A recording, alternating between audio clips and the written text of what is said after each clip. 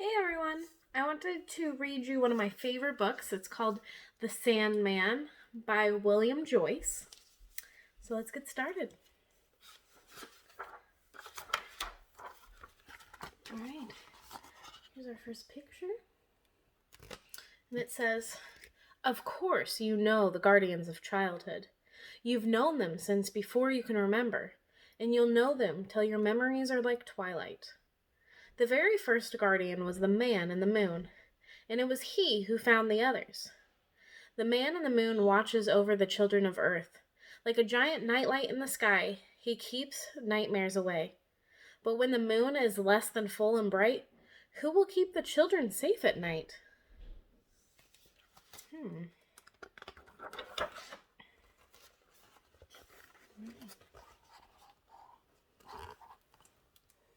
The man in the moon needed another to help him, so he searched with his telescopes until he saw a face he recognized. He looked once, he looked twice. Could it be? Why, yes!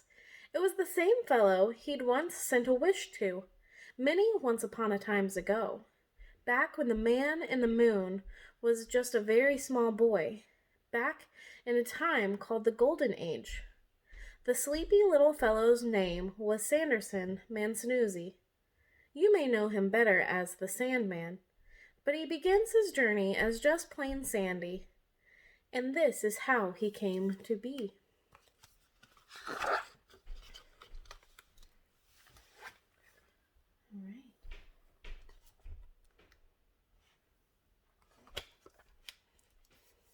The Golden Age had been a glorious time of hope and happiness and dreams that could come true. In those days, Sanderson Mansnoozy was the pilot of a shooting star. He lived inside his star, jetting through the endless seas of time and space, flying past countless worlds. Anyone who saw his shooting star could make a wish upon it, just as the man in the moon had done when he was a little boy. Sandy would then send back a dream that would help that person make their wish come true. For a wish always begins with a dream. And that's why he was so sleepy. He was constantly dreaming.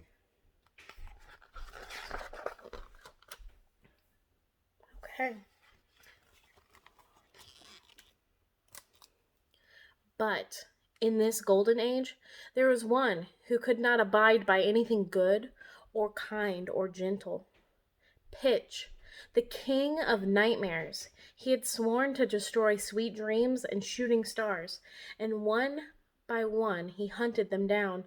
Sailing his nightmare galleon with his dream pirates, he would harpoon the stars and drag them to their doom, hurling them into moons, planets, or even the endless darkness of a black hole.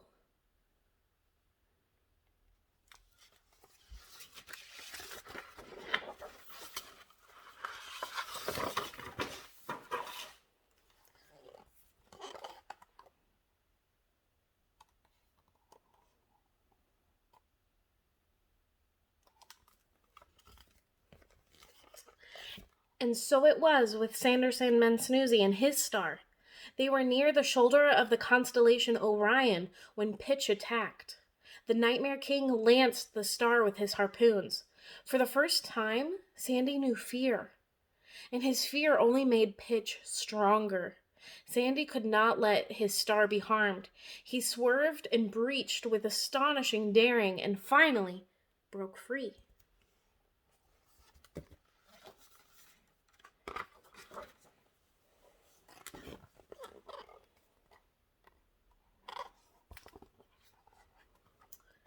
But he lost control of his star. It streaked through space like a missile, a bullet, a wayward arrow of flame and hope. They tumbled toward a small green and blue planet called Earth. He was certain he would crash. He could hear the laughter of the dream pirates and felt helpless and afraid.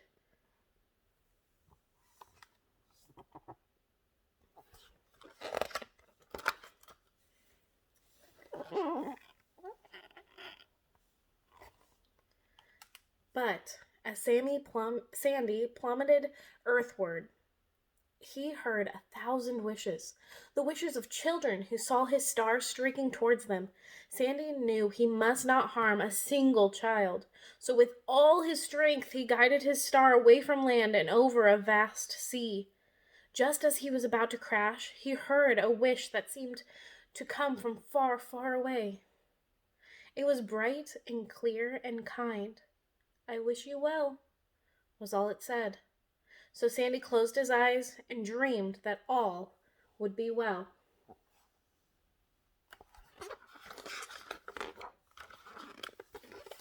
Here's him dreaming that all will be well.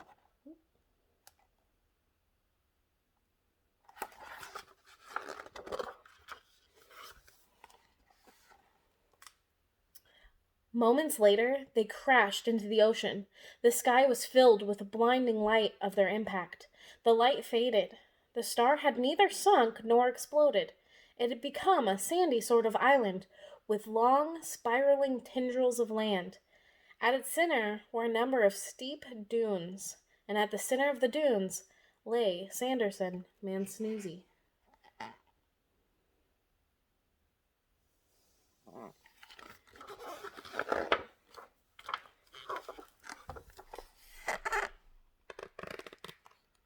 Above his head, sand was swirling into shapes that were peaceful and soothing. The faraway wish had been granted. Sanderson Mansnoozy was well and smiling and fast asleep. From all around came creatures of the sea. The mermaids were enthralled by Sandy's dream sand, and from that moment they were determined to help the little lost man, a fellow traveler, but from the ocean of the sky.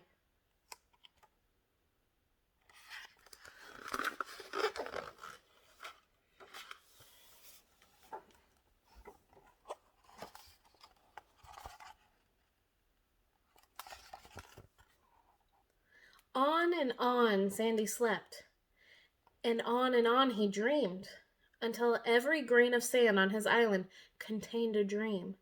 10,000 nights and dreams passed. Pitch had vanished, and so had the golden age. The world changed, the island changed, and Sandy changed.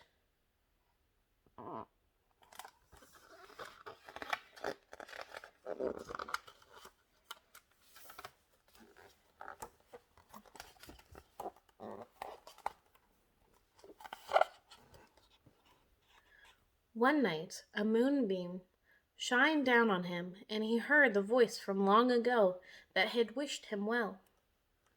"I wish that you would help," said the voice.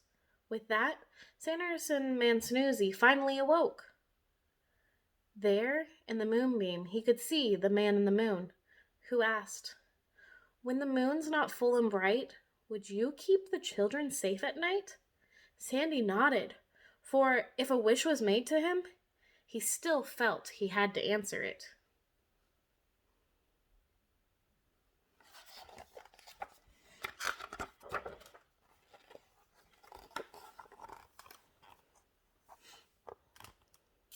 He walked across the island that had been his star. He thought and wondered, how could he help the children of Earth? The sea turtles came to him. Some had once belonged to children and knew their fear of the dark. The seashells had more to tell. Countless children had held them to their ears to hear the call of the sea, so the shells had learned their secret joys and sorrows. The seashells told him that Pitch's dream pirates still roamed the night in search of sleeping children to hazard. Sandy knew that he had to help the children. He must once again face his ancient enemies. For the second time in his life, he felt afraid. For days and days, his restless mind would not let him sleep. Without sleep, he had no dreams, and without dreams, he could do nothing.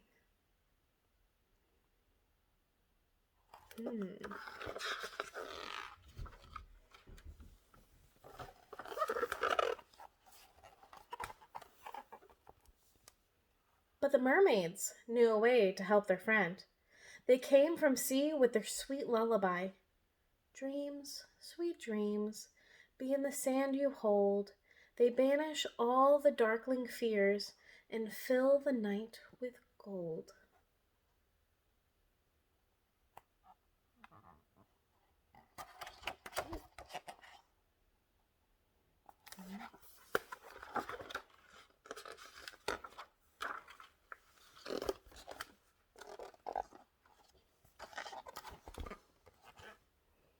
And so he dreamed. He dreamed of how he would help the children of Earth. And as he did, the island began to transform. A wondrous castle grew all around him. And from the castle, a great cloud of sand carried him into the sky.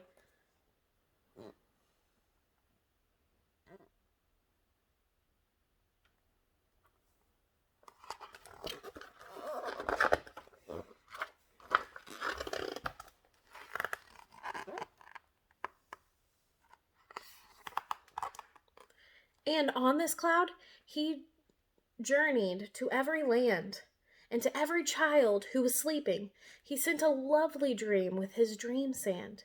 And from every dark corner of the world, the children slept unafraid, for all the nightmares were chased away.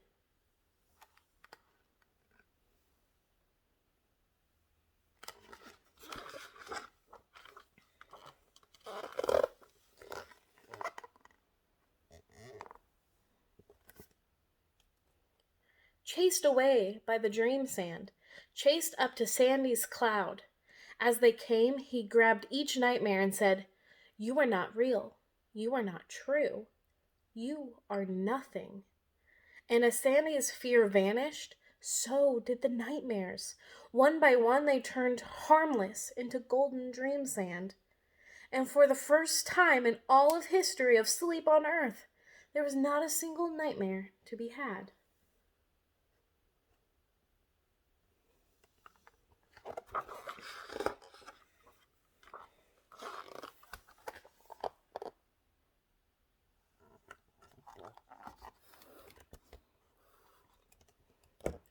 The moon peeked through the cloudy sky and shined down on Sanderson Mansnoozy. "You have granted my wish," the man in the moon said to him. "Now I shall grant you a name worthy of your talents."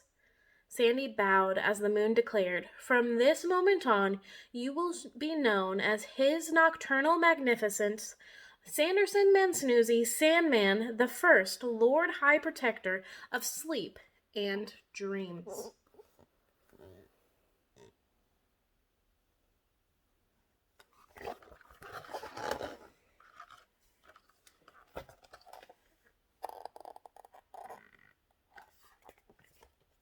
Now the man in the moon had his first helper, and from that night on, the Sandman had made his rounds, be the sky cloudy or bright, to send forth his dream sand.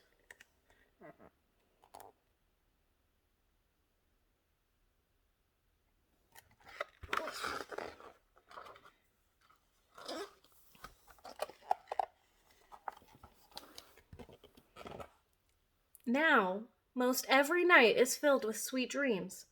It's rare for dream sand to miss its proper mark, but if it does, a nightmare might try to sneak into your dream. But you know it's not real. So when you have a good night's sleep and a wonderful dream, you might thank your gentle friend, His Nocturnal Magnificence, Sanderson Mansnoozy, Sandman the First, High Lord Protector of Sleep and Dreams. A longish name, to be sure, but worthy of a diligent dreamer who started his story as just plain Sandy.